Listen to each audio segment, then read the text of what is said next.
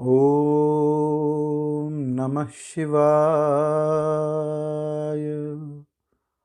जय श्री कृष्ण। कार्तिक महात्म्य। गोवर्धन पूजा की कथा।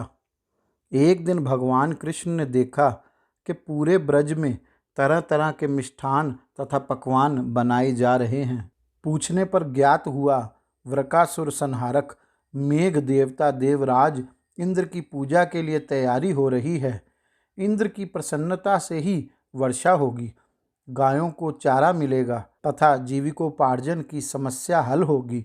यह सुनकर भगवान श्री कृष्ण ने इंद्र की निंदा करते हुए कहा कि उस देवता की पूजा करनी चाहिए जो प्रत्यक्ष आकर पूजन सामग्री स्वीकार करे। गोपों ने यह वचन सुनकर कहा कि कोटि कोटि देवताओं के राजा की इस तरह से आपको निंदा नहीं करनी चाहिए। कृष्ण ने कहा, इंद्र में क्या शक्ति है जो पानी बरसाकर हमारी सहायता करेगा। उससे तो शक्तिशाली तथा सुंदर यह गोवर्धन पर्वत है जो वर्षा का मूल कारण है। इसकी हमें पूजा करनी चाहिए। भगवान श्री कृष्ण के वागजाल में फंसकर सभी ब्रजवासियों ने चारों ओर धूम मचा दी। तत्पश्चात नंद जी ने ग्वाल गोपांगनाओं सहित एक सभा में कृष्ण से पूछा कि इंद्र की पूजा से तो उत्पीड़न समाप्त होगा, चौमासे के सुंदर दिन आएंगे, मगर गोवर्धन पूजा से क्या लाभ होगा।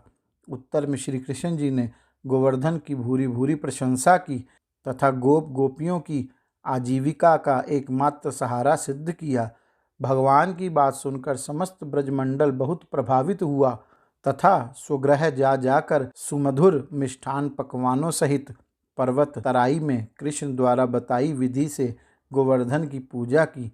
भगवान की कृपा से ब्रजवासियों द्वारा अर्पित समस्त पूजन सामग्री को गिरिराज ने स्वीकार करते हुए खूब आशीर्वाद दिया। सभी जन अपना पूजन सफल समझकर प्रसन्न हो रहे थे। तभी नारद इंद्र महोत्सव देखने की इच्छा से ब्रज आ गए।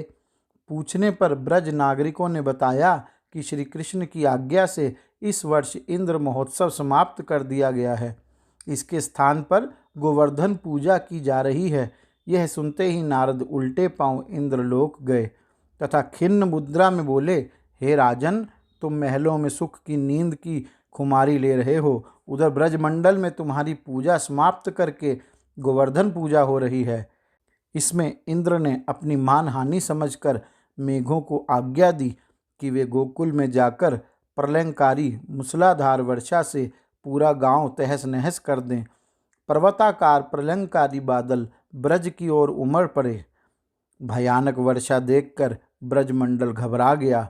सभी ब्रजवासी श्री कृष्ण की शरण में जाकर बोले, हे भगवान, इंद्र हमारी नगरी को डुबाना चाहता है, अब क्या किया जाए।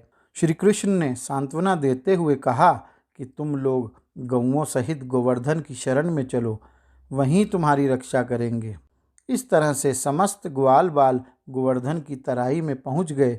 श्री कृष्ण ने गोवर्धन को कनिष्ठा उंगली पर उठा लिया और 7 दिन तक गोप गोपिकाएं उसी छाया में सुखपूर्वक रहे।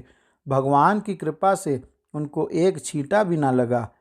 इससे इंद्र को महान आश्चर्य हुआ। तब भगवान की महिमा को समझकर अपना गर्व नष्ट जानकर वह स्वयं ब्रज में गया और भगवान कृष्ण के चरणों में गिरकर अपनी मूर्खता पर महान पश्चाताप किया। 7वें दिन भगवान ने गोवर्धन पूजा करके अन्नकूट उत्सव मनाने की आज्ञा दी।